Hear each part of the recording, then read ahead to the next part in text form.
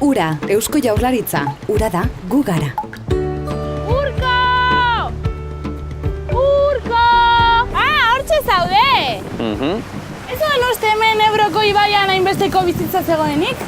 Jakina, piraguatik dana ikusi eta sentitu dezakezu eta, baina piraguaren beharrik ere ez dago, Nahikoa da, ibai ertzeko zuhaitzen artean isil-isilik egotearekin bertako bizitzaz jabetzeko. Bai, zer garrantzitsua denez, hemengo ibaiak bere beroki naturala eukitzea.